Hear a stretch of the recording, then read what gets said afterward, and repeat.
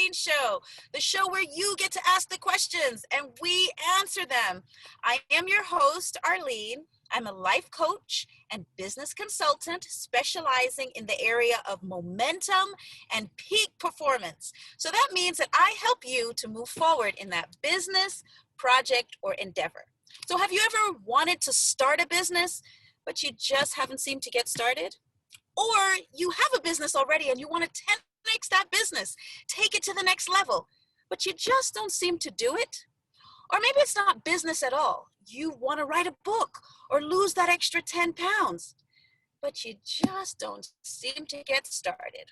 Well, you are in the right place today because we have a special guest with us who's going to tell us how to overcome our fears, get unstuck, and move forward like never before. And she is actually a specialist in the area of sales, guys. And her name is none other than Narelle Gorman. Now, you may not know that name. It may not ring a bell, but trust me, you have seen the results of her work because she's the person behind the scenes that sells all of these wonderful programs for all of these major speakers and major coaches. And that's how I came in contact with her.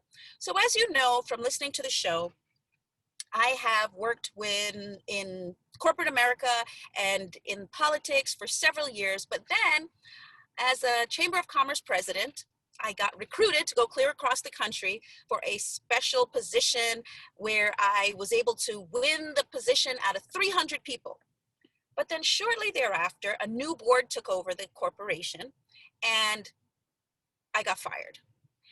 And not privately fired, guys. My picture was on the cover of the newspaper and across it said fired. It was terrible and I just couldn't get out of bed. I had a speaking engagement that morning and I just couldn't do it. Then, subsequent to that, my mom passed away. She contracted an incurable disease and I had to be there with her every step of the way and watch her go. And so I was really stuck. So I started getting all the tapes and all of the books and going to conferences and trying to find a way to move forward, which is how I created that book, which was 10 Secrets to Overcoming Fear and Getting Unstuck. And one of the conferences that I went to that was a major conference was the Lisa Nichols Motivating the Masses conference. And during that time, which I've talked with you guys about several times, I had to talk on the phone with a lady who helped to sell me on the concept of going to that conference. And guys, we don't talk a lot about the specifics of the dollars and cents, but this conference cost thousands of dollars, and it was way more than I had intended to spend. But this master at sales by the name of Narelle Gorman was able to get me to get on a plane and go on the other side of the country to California at a time where I didn't even want to leave my house because I was so stuck and distressed. She was able to get me to put my daughter on a plane with me because I had to take her with me if I was going to go to this conference for several days, which meant spending another $1,000 for her. So guys, I'm going to introduce to some Narelle Gorman and reintroduce to others this amazing sales coach and motivational speaker. She's been able to sell over $300,000 worth of sales in a room of only 20 people. So once again, Narelle Gorman. Hello, Narelle. Hi there, how you doing? Oh, just wonderful to be able to spend some time with you. How are you doing? I'm pretty amazing. I just came back from Mexico City. Been down in, I was out of the country in the middle of a pandemic. So some may frown on that and others, I was safe. I wore my mask everywhere. I had my hand sanitizer, but went out of the country and actually facilitated at a reconnection retreat that we did in 2.5 hours south of Mexico City. And that was a result of people that I've met all over the world, some amazing motivational speakers, coaches, authors, and we just had a reconnection retreat. And we had 7 days there in this big palatial, gorgeous, my God, it was a castle. Basically, it was a castle, and it was used in the Mexican Revolution. And I'm so blessed. And part of the reason that I share that is I got to go there because of my love of the enrollment conversation, the engagement conversation, and, for lack of a better term, people call it sales. I call it connection, and I call it alignment, and I call it helping people make powerful decisions. So this is probably why you're so good at it and so much better at it than us, because of the way you frame it. You make it sound like a fun thing. Like we're all engagement specialists because we're coaches, we're business owners. We love to engage with others, but when it comes to sales, sometimes it's a real challenge. So we're going to get right into it because we only have a few minutes with you and we want to get as much information as possible. So tell Absolutely. us, what is it that we need to do in order to sell more of our products, in order to sell our conferences and our books and our tapes? What is it that we need to do? Okay. The first thing I want to say is remember this title. Sales is not a dirty word. Sales is not a dirty word. Sales is not a dirty word. It's like people get this icky feeling, when they hear sales and everything. And it's like, sales is about the art of helping people. It's helping people come together. It's helping people with a service that they need, a problem that you help solve. Like yourself, Arlene, you introduced yourself with the business strategists, people that are stuck, that have been dreaming about, I'm going to do a business. I'm going to do a business. I'm going to do a business. I'm going to write a book. I'm going to build a website. I'm going to do coaching. And in my country, as you can tell, I'm Australian. In my country, we call it gonna do's. And it's like, gonna do? Okay, well, when are you gonna do it? When are you gonna do it? It's like we spend too much time worrying about being good and coming across as perfection. And you and I were having this conversation earlier, is that we are no longer in that mold of you go to a job and you have your gold watch for 25 years. We're in the era of authenticity. Yes. People want authenticity, and they connect when, part of the reason that you and I connected is I listened to your story. You I did. listened to where you were. I heard your pain. I heard what you needed. And at that time, you needed connection.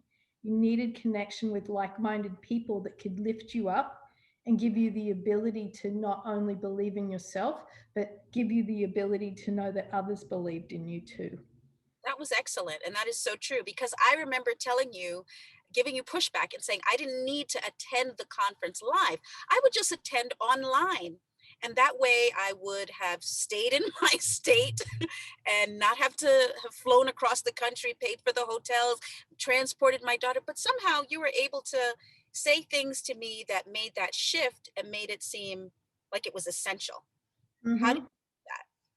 How do you do that with people? The art, again, the art is in the listening. When you listen to people, they will tell you what they need.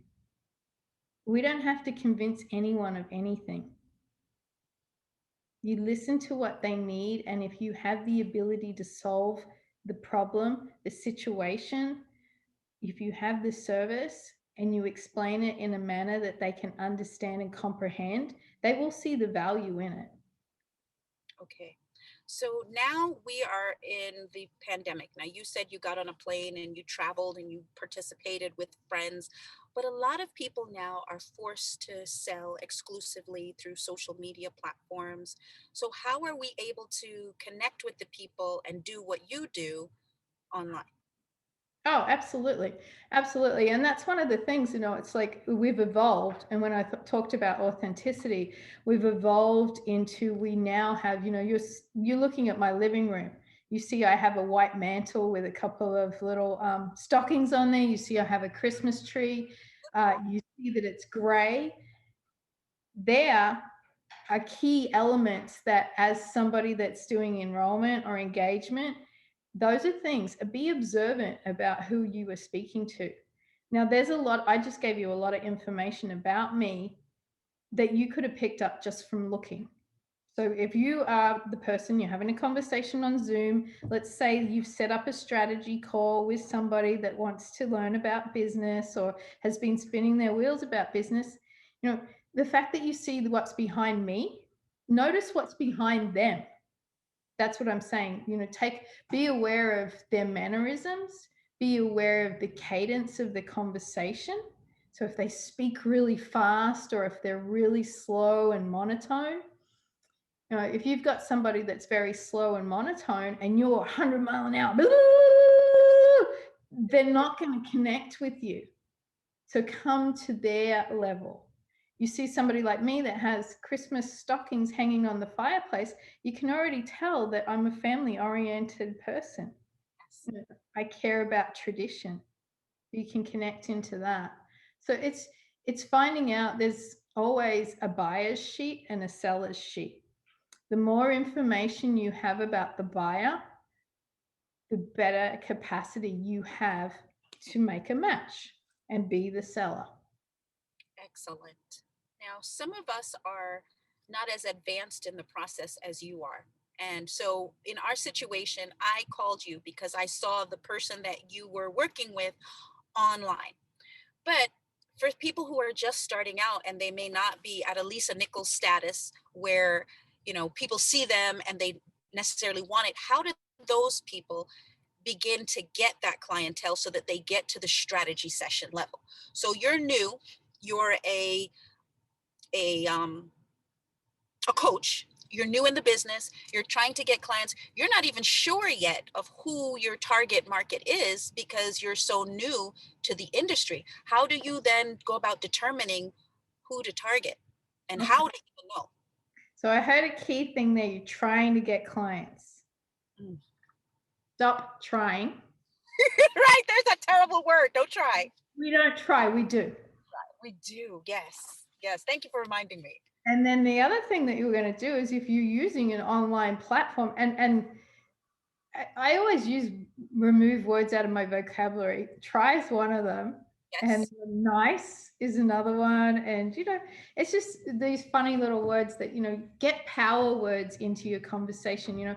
Google tonight, after you watch this, Google power words, Yes. emphasis words. Google those words and write them down on a piece of paper. Don't print them, write them. Write them so that when you connect pen to paper, it connects to your brain. Excellent. So it's like, excited. I'm excited about helping you. Let's have the conversation. This is a suggestion. May I make a recommendation? Can I give you a diagnosis? What I hear you saying, these are all vocab that can be used. And that's the art of engagement. Now, where I was going with that, because I kind of got lost a little bit, because as you can tell, I'm really excited about, I love science. I love it. It gives me thrill. Like it gives me a thrill, and it's not a dirty word, but it can be as exciting as meeting up with that romantic partner. I mean, like you get a thrill out of sales too. It's like when you make a match with somebody and you know that their life's gonna change because of the conversation that you've had, like such as what happened with you and I, Arlene. You know, Absolutely. it warms your heart, and that's exciting. That's authenticity. So that's what I was going to say is you're a new coach. Let's say I'm speaking to a new coach. You're trying to build, you're building, Building. we use it, you're building an audience. Remember, it's not about self-promotion. What it's about is expression. So you are expressing who you are. So every time you do a post online, take your agenda out of it. It's not about making sales, it's about making connections, people that are in alignment with you. And they will flock to you. They will follow you. They will be like, we follow people that we like. We follow people that we want to be like. It's like we want to be like Beyonce. We listen to her music because she's hot. And we think if we listen to her music, we're going to be hot. It makes us feel like we've got this connection. So it's like, for me, I'm not going to go and get the girls that have got tattoos all over and have piercings and have pink hair. Look at me. They're not going to flock to me. No. However, the woman that likes to decorate her house, the one that loves to travel, the one that has, that's in Similar interests to what you have to offer. yeah, we like attracts like. So like-mindedness. It's like we look at the circle of people that we're around. And so they will come to you. Be expressionate, honest expression about who you are and what you're offering. And you also came in on key of something else was, they're not sure who their audience is. Correct. So now, it's like we're not trying to serve everybody. Like I work with authors, coaches, and speakers. They're very much in a niche market. That's a small market. I'm not here trying to teach, business to mechanics and dentists and plastic surgeons and, trying to teach rock stars how to sing. Right. I'm not doing any of that. I coach authors, speakers, and writers. That's who I coach, and that's who I work with. And I work with people that are attracted to being motivated. Excellent. Beautiful. How do you go about finding those people that are just like you, that are in line with what you're offering and what you have to connect with them about? Self-expression, it's like now I'm going to talk in COVID times. So now I'll be authentic. I was attending a sales training, business training. Actually, it wasn't sales training. It was a business training about building funnels and websites and everything like that. And one of the challenges that the person put to the group, and there was 27,000 people from all over the world Wow. on the event. They're all online. Now, 27,000 people, we can't affect 27,000 people. However, one of the challenges that they asked is for us to write a little bit about ourselves, but to be authentic. So I wrote about myself. I wrote the fact that I'm a high school dropout. I wrote the fact that I'm an alcoholic that's been sober for 20 years. I wrote about the fact that I'm a single mom. Congratulations, by the way. Thank you. I wrote about the fact that I'm a single mom and I've been looking after my son alone since, he was 7 years old. Wow. I wrote about the fact that I grew up out in rural Australia. And congratulations, you just had an 18th birthday party for him. I saw that. I did, and it was amazing. It was a surprise party. And out of that, I had so many, I think I had like 417 comments. I can't remember how many likes. Now, it's not about the likes and the comments, but what it's about is that people engaged with me. And they're like, Narelle, they liked who they read about. They could connect with me. And there was something in my story that made them feel comfortable to say, hey, thank you for sharing that. You've inspired me. Beautiful. So if you're a coach, an author, or a speaker, be authentic, write about who you are and what you've done in the world. And, if you've been married for 38 years, celebrate that. Someone wants to know, how have you been married for 38 years? Right. Absolutely. So those are things you can coach on. Absolutely.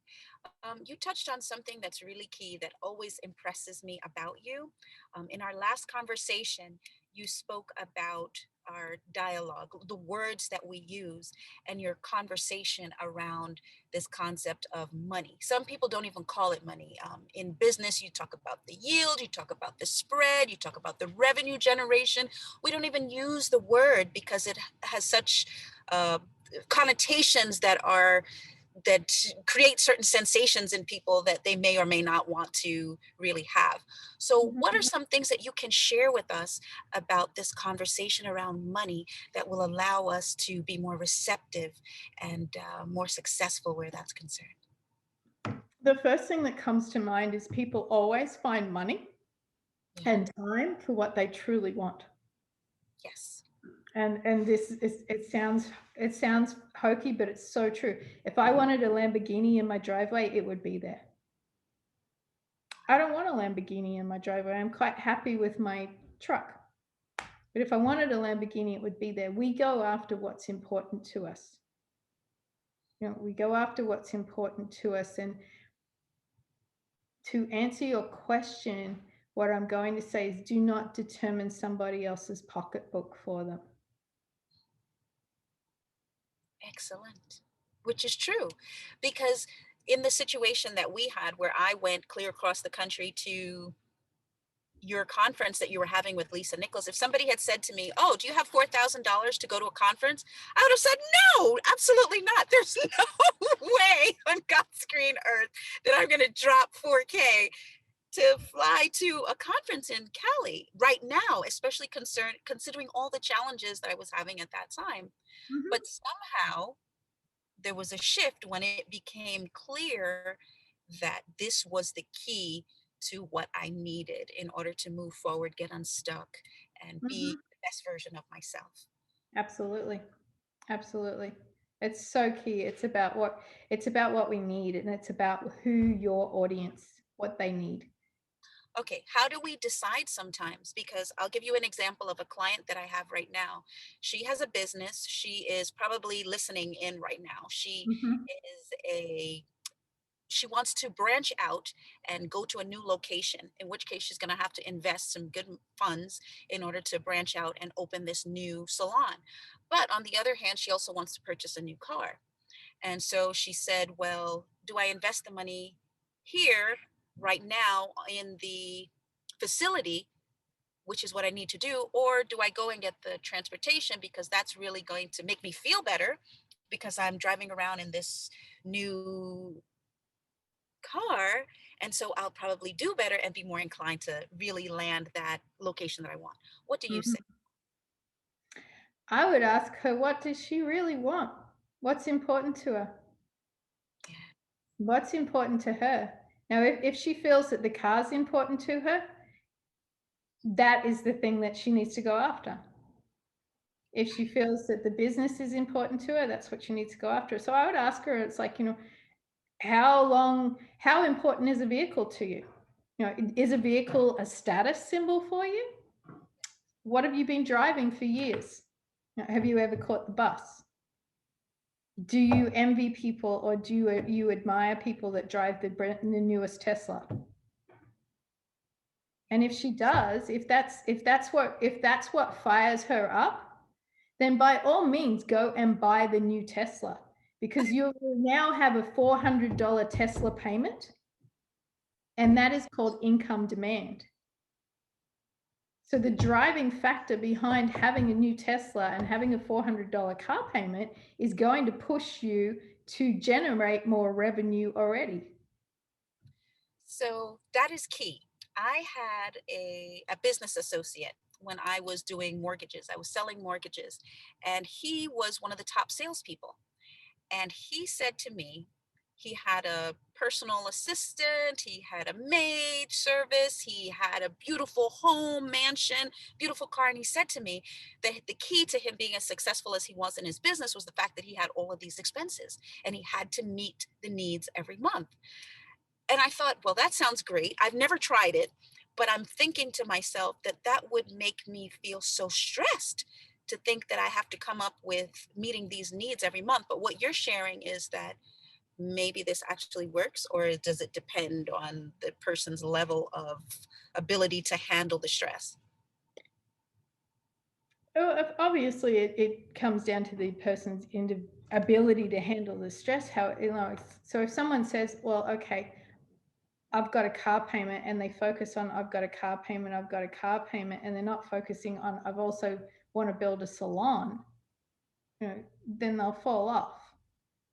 So, let's be real. It's like not everybody succeeds. Not everyone succeeds. So it comes down to mindset and belief, because it's perception.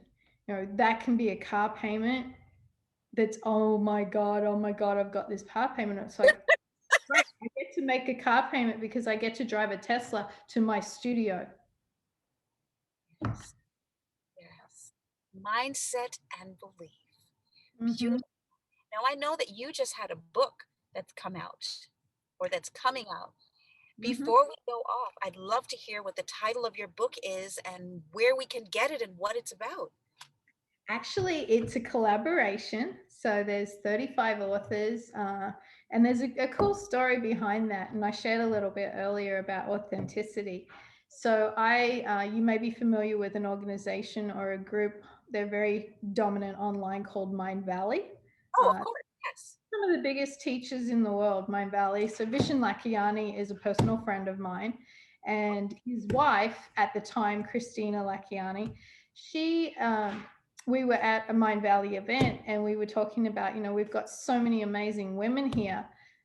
They were saying we should put a collaboration together, and they're like, well, Narelle, if we did that, would you be inclined to be part of it? And I was like, yeah, sure, yeah, put me in it, yeah. So fast forward, I didn't know if they were really going to go through it. I get a call and it's like, hey, we're putting the book together. We've got an editor. Please, we need you to fill this out and da da da da da.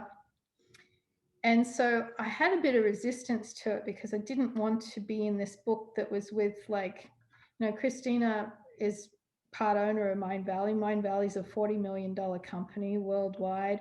There's other women in it that, like Deepak Chopra's daughter, I think, is in it. There's like a bunch of people. I could drop some names, but I'm not going to go there. But we were in an incubator online and we were all talking about our story. And I was like, I don't want to share mine. And they're like, but you have to. And I'm like, no, I feel like I feel out of place. You've all been so successful. You all have these degrees, and, da, da, da, da. And I broke down in tears. Wow. And they're like, well, what's wrong, Narelle? And I was like, well, I don't have a degree. I dropped out of high school when I was 15. Actually, not 15, 16. I did year 10. And, I started crying, and they're like, that's more the reason that you need to be in this. Absolutely. I came to the United States and everything that came up against me, I climbed through it and I went through it, and I ended up running, being a vice president of sales and marketing for a rather big company across the country.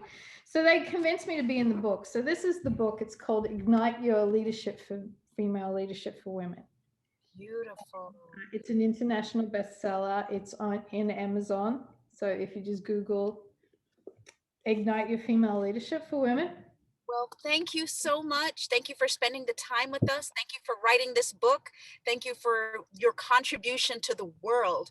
You are an amazing person, and I'm so glad and appreciative to absolutely have the opportunity to know you.